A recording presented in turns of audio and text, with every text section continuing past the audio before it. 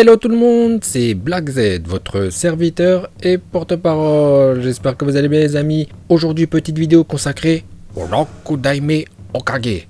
Attaquer Kakashi, le sixième du nom, le sixième Hokage. En VO, le Rokudaime Hokage.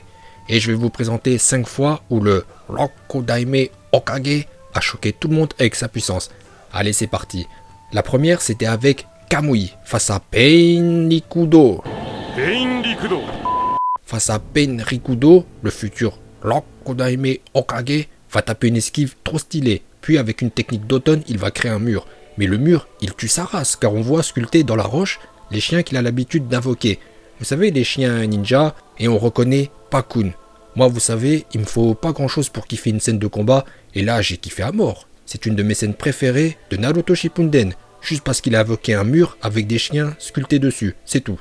Par la suite, attaquer Kakashi sera écrabouillé par Pain Rikudo et il va même mourir. Mais la fois où tout le monde a été choqué, c'est lorsque Kakashi a fait disparaître un clou avec Kamui.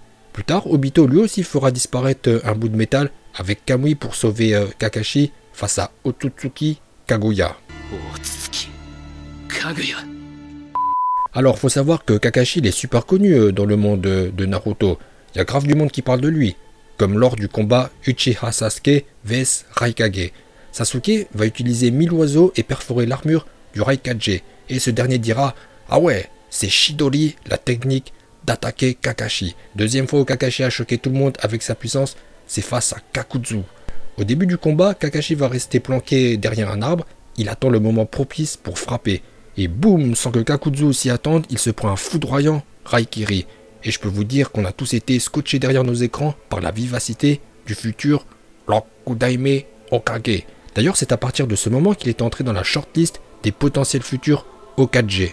Kakashi est rapide comme l'éclair. Déjà à l'époque, Itachi lui avait fait ce compliment lors de leur duel, et Itachi n'a eu d'autre choix que d'utiliser Tsukuyomi pour vaincre Kakashi, qui s'est chié dessus pendant 72 heures. Face à Kakuzu, il a rien compris. L'éclair pourfendeur est une attaque impossible à déceler pour un œil humain normal. Même pour un ninja aguerri comme Kakuzu, qui a beaucoup d'expérience dans le combat. Oui, car c'est ce qu'il a dit aux ninjas de Konoha. Il leur a dit « Vos bandeaux me font penser au premier ninja de Konoha que j'ai affronté.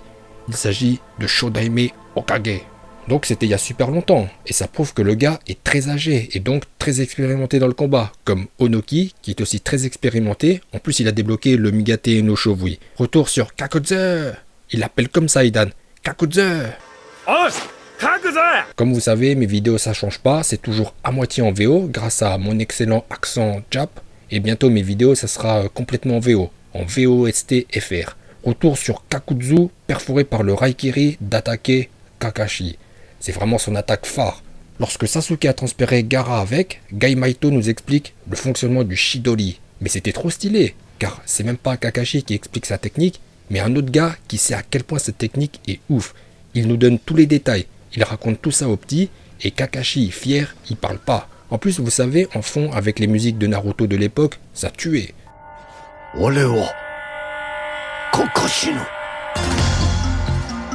Comme vous voyez, même Hokage a reconnu l'attaque de Kakashi. Gaimaito nous explique que l'éclair pourfendeur concentre une quantité de chakra importante dans la main de Kakashi. Sa frappe devient coupante comme une épée, et le bruit qu'émet ce coup ressemble au cri de 1000 oiseaux.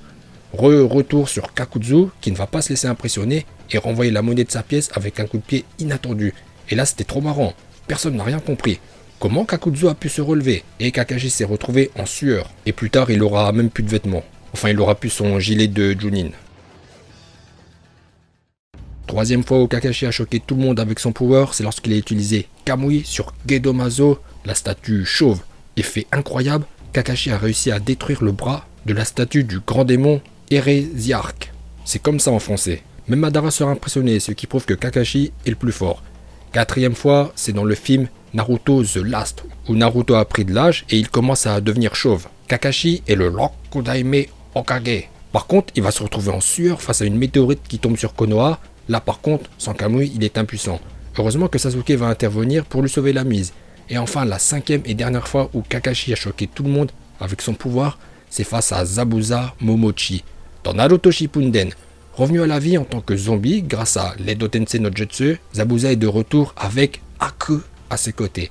L'ancienne génération des 7 épices de Kili est également présente. Et tout le monde sur le champ de bataille s'est chié dessus. Faut dire que les gars sont super dangereux. Le meilleur c'est lui. Il a un trop bon style avec ses cheveux et c'est vraiment une équipe de ouf. Il y a le grand frère de Soigetsu, ils ont presque tous leur sabre. Il y en a un, son épée est couverte de parchemin explosif, ça fait qu'il met des coups d'épée explosifs. Non franchement l'équipe elle tue. Zabuza répand du brouillard, mais Kakashi passe outre et l'attaque avec son Raigiri. Ake s'interpose et Zabuza tranche le tout d'un coup violent. Ake est coupé et Kakashi est touché. L'assaut final est juste ouf. La charge de Kakashi aura raison de Zabuza qui pourra enfin reposer en paix. Dans l'anime ça avait un peu traîné sur tout un épisode, mais dans le manga ça se passe en un éclair, ce qui accentue l'incroyable démonstration de puissance mais surtout de réactivité de Kakashi qui une fois de plus prouve qu'il ne deviendra pas l'Okodaime Hokage pour rien. Dans l'épisode 4 de Naruto, Naruto et Sasuke et Sakura attendent que leur sensei vienne les chercher. Naruto va tendre un piège à Kakashi en coinçant une brosse et Kakashi va se le prendre et c'est normal. Tout le monde serait tombé dans un tel piège. Par contre on apprendra dans l'épisode 361 de Naruto Shippuden que Kakashi avait décelé le piège de Naruto et il aurait pu l'éviter, mais il a fait exprès de se le prendre. Et c'est une démonstration de vivacité incroyable, car normalement personne n'aurait pu éviter un tel piège. Et Kakashi, s'il le voulait, il aurait pu l'éviter. Même dans ce même épisode, un peu avant, Kakashi va croiser Yamato, mais il va pas l'appeler Yamato, il va l'appeler Tenzo.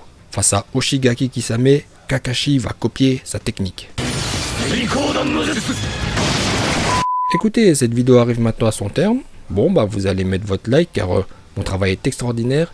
Et prenez un deuxième compte Google pour liker. Allez-y, et je vous dis à bientôt.